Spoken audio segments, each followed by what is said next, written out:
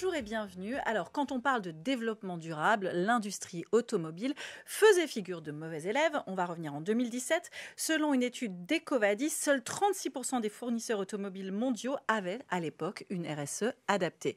Oui, mais ça, c'était avant. Aujourd'hui, les choses changent et 62% des entreprises du secteur affirment, en tout cas, disposer d'une stratégie de développement durable. Donc, Romain, je me tourne vers vous, même si ce n'est pas totalement l'industrie automobile, en tout cas, c'est le secteur automobile. Est-ce que vous pouvez nous expliquer comment le groupe Bodmer s'est organisé pour répondre à ces objectifs RSE? Alors le groupe Bodmer est le premier distributeur automobile en France. Il s'est organisé à 2 étages. D'abord en interne, en ayant pour objectif de fortement réduire nos déplacements. C'est tourné vers les collaborateurs. On a diminué de 17%, ce qui indéniablement a forcément réduit l'empreinte carbone, et également tourné vers l'extérieur, à la fois en proposant à nos clients des solutions de rétrofit.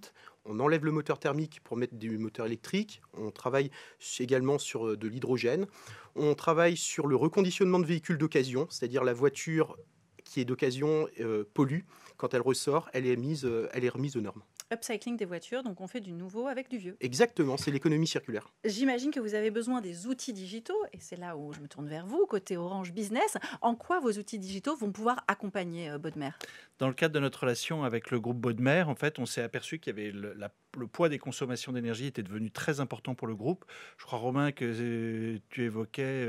Oui, entre 2021 et 2022, la consommation globale était d'1,5 million d'euros.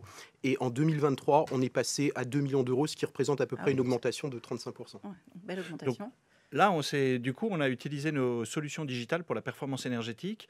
En fait, pour le dire vite, il y a 3 grandes solutions chez Orange Business qui sont proposées pour nos clients. Une solution dédiée effectivement à l'automatisation de la collecte et de l'analyse des données de consommation et de facture d'énergie. C'est ça qu'on a déployé chez le groupe Bodmer. Et puis une solution contrôle qui permet de faire de la GTB par IoT. Et puis une solution carbone qui est une plateforme digitale pour aider les clients justement à tendre vers leur net zéro.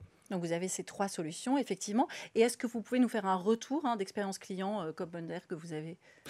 Typiquement, effectivement, sur le groupe Bodmer, c'est 27 000 euros d'économies qui ont été identifiés dès le début des opérations de captation et d'intelligence autour des data sur les consommations d'énergie.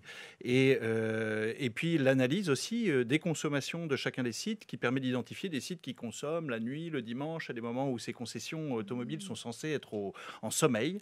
Et donc ça a permis effectivement là aussi de cibler des économies très importantes. Ouais. Donc essayer de cibler la consommation et de s'adapter au mieux aussi à cette nouvelle consommation.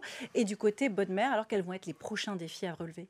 Alors, les prochains défis sont évidemment le zéro carbone à horizon de 2040. Et je compte sur Cyril pour nous donner une autre boîte à outils, après cette merveilleuse boîte à outils qui nous a permis d'avoir une photographie sur nos dépenses, une autre boîte à outils avec des nouvelles solutions pour justement réduire notre empreinte carbone à horizon de 2040. Vous allez personnaliser encore plus, Cyril, cette boîte à outils côté Orange Business? On est en train justement de travailler sur les systèmes de GTB par IoT qui vont permettre d'éteindre, de contrôler, de piloter les systèmes énergétiques dans les concessions du groupe Bodmer et ses bâtiments.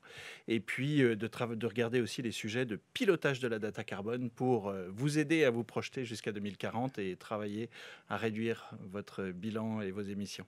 Je suis sûr qu'on fera du travail efficace. Data, en tout cas, intelligence artificielle, ces nouveaux outils digitaux. On va certainement en reparler très bientôt.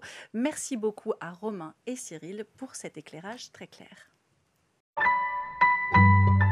Orange Business.